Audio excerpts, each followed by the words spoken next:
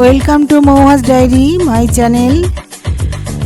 কৃষ্ণায় বাসুদেবায় হরয়ে পরমাত্মনে প্লুতক্লেশনাশায় গোবিন্দায় নমো নমো। হে গোবিন্দ, হে গোপাল, এই জ্যৈষ্ঠ মাসের পদ্মিনী একাদশী আসতে চলেছে বন্ধুরা। এই পুরুষোত্তম মাস চলছে, এই জ্যৈষ্ঠ মাস, এই পদ্মিনী একাদশীর কি মাহাত্ম্য আর তার কখন পড়ছে, কি সময়সূচি তোমাদের আজকে জানাচ্ছি বন্ধুরা। আর পদ্মিনী একাদশীর ব্রতকথা অবশ্যই জানাবো, তোমরা আমার ভিডিওটা প্রথম থেকে শুনে নাও। আর পারলে আমার চ্যানেলটা তোমরা সাবস্ক্রাইব করো, একটু যদি ভালো লাগে ভগবান শ্রীকৃষ্ণের নাম প্রচার করো। এই পদ্মিনী একাদশীর মাহাত্ম্য খুব।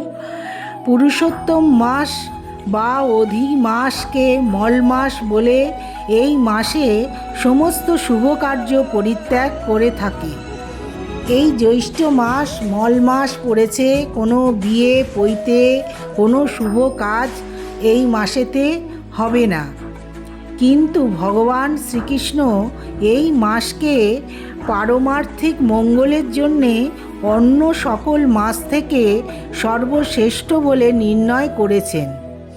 তিনি নিজের নামানুসারে এই মাসের নাম পুরুষোত্তম মাস রেখেছেন। যুধিষ্ঠির বললেন, হে জনার্দন, আমি বহু ধর্ম ও ব্রতের কথা শুনেছি। এখন পুরুষোত্তম মাসের সর্বপাপ বিনাশিনী পুণ্যদায়িনী শুক্লপক্ষিয়া পদ্মিনী একাদশীর কথা আমার কাছে বর্ণনা করুন, যা শ্রবণ করলে পরম পদ প্রাপ্ত হওয়া যায়। ভগবান শ্রীকৃষ্ণকে মহারাজ যুধিষ্ঠির জিজ্ঞাসা করলেন। এই 2026-এর পদ্মিনী একাদশী পড়েছে বন্ধুরা 12ই জ্যৈষ্ঠ বুধবার, 27শে মে পড়েছে, আর 11ই জ্যৈষ্ঠ মঙ্গলবার দিবা 7টা 53 হইতে 12ই জ্যৈষ্ঠ দিবা 8টা 2 পর্যন্ত থাকবে।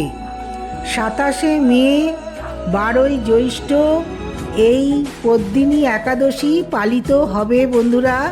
তোমরা অবশ্যই এই একাদশীর ব্রতকথা এবার শ্রবণ করো। ভগবান শ্রীকৃষ্ণ বললেন, দশমীর দিন থেকেই ব্রতের শুরু হয়।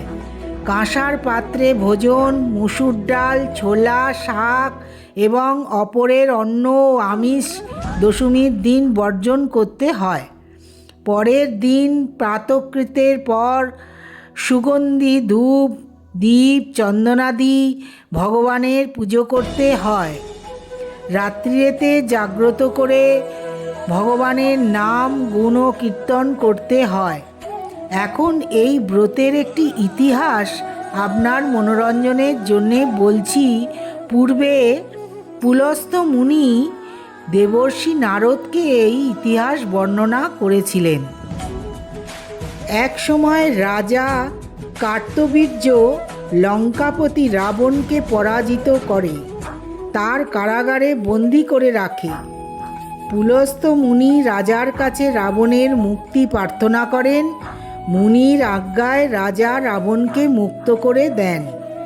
এই আশ্চর্যজনক কথা শুনে নারদ পুলস্ত্য মুনিকে জিজ্ঞাসা করেন, হে মুনিবর, ইন্দ্রসহ সকল দেবতা যেখানে রাবণের কাছে পরাজিত হয়েছিল, সেখানে কিভাবে এই কার্তবীর্যার্জুন রাবণকে পরাজিত করল? কৃপা করে তা বলুন।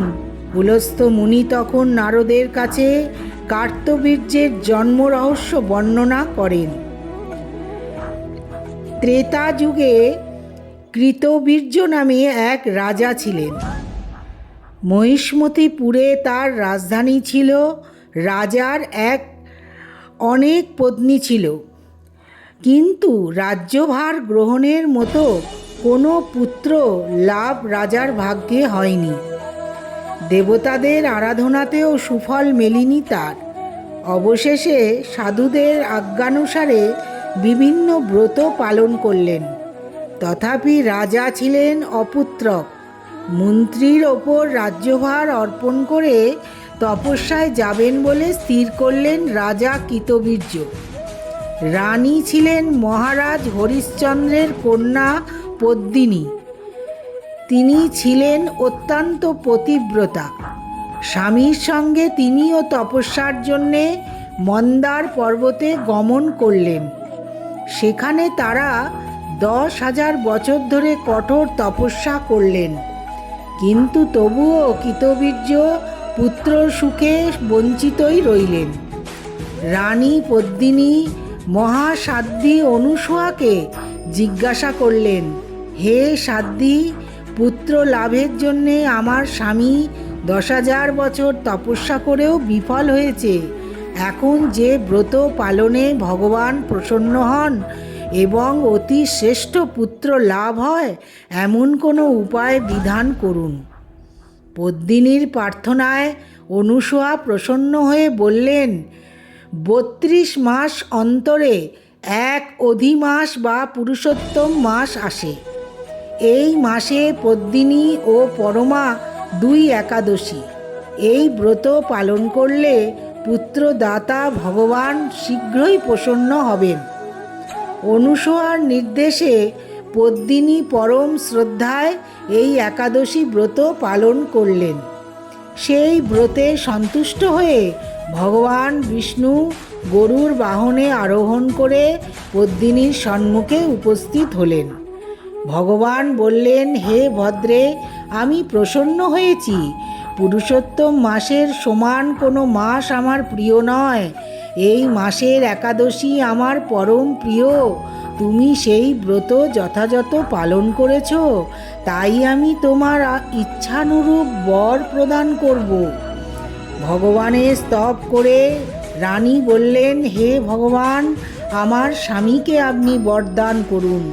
ভগবান তখন রাজার কাছে এসে বললেন, হে রাজেন্দ্র, আপনার অভিলষিত বর প্রার্থনা করুন। মহারানন্দে রাজা বললেন, হে জগৎপতি মধুসূদন, দেবতা, মানুষ, নাগ, দৈত্য, রাক্ষস কেউ যাকে পরাজিত করতে পারবে না, এমন পুত্র আমি প্রার্থনা করি। রাজার প্রার্থনা অনুসারে বরদান করে ভগবান অন্তর্হিত হলেন। রাজা পত্নীসহ নগরে ফিরে এলেন। যথাসময়ে রানী পদ্মিনীর গর্ভে মহাবলশালী এক পুত্রের জন্ম হয়। মহারাজ কৃতবীর্য পুত্রের নাম রাখেন কার্তবীর্য। ত্রিলোকে তার সমান কোনো বীর ছিল না, তাই দশানন রাবণ যুদ্ধে তার কাছে পরাজিত হয়েছিলেন। শ্রীকৃষ্ণ বললেন, হে মহারাজ, এই ব্রত যিনি পালন করবেন তিনি ভগবান শ্রীহরির শ্রীপাদপদ্মে অহেতুকী ভক্তি লাভ করবেন। শ্রীকৃষ্ণের উপদেশে ধর্মরাজ সপরিবারে এই একাদশী ব্রত পালন করেন। যিনি এই ব্রত মাহাত্ম্য পাঠ শ্রবণ করেন তিনি বহু পুণ্য লাভ করেন। এই একাদশী পড়ছে 27শে মে। বন্ধুরা, তোমরা অবশ্যই এই দিন স্নান করে একাদশীর ব্রত পালন করবে আর ভগবান বিষ্ণুকে পুজো করবে। এই একাদশী পালনে খুব ভালো তার সংসারে সুখ শান্তি আসে, তার সংসারে সুখ সমৃদ্ধি বাড়ে এই একাদশী পালনে। এই একাদশী পালনে ভগবান বিষ্ণুর প্রিয় পুরুষোত্তম মাস। এই পুরুষোত্তম মাসেই এই পদ্মিনী একাদশী হয়। সর্বপাপ বিনাশ হয়, মনস্কামনা পূর্ণ হয়, যজ্ঞ তপস্যার সমান ফল লাভ হয়। একটি ব্রত পালন করলে সকল যজ্ঞ তপস্যা এবং দানের সমান পুণ্যফল লাভ করা যায়। বিষ্ণুর আশীর্বাদ ও বৈকুণ্ঠ প্রাপ্তি ঘটে। এই ব্রত পালনকারী ভগবান বিষ্ণুর বিশেষ কৃপা লাভ করেন, মৃত্যুর পরে বৈকুণ্ঠ ধাম গমন করেন। পিতৃপুরুষের মুক্তি এই ব্রত পালনের ফলে ব্রতকারীর পিতৃপুরুষরা মোক্ষ লাভ করে থাকেন। সর্বপাপ বিনাশ হয় ভগবান বিষ্ণুর নাম স্মরণ করে। Thanks for watching Mouhas diary.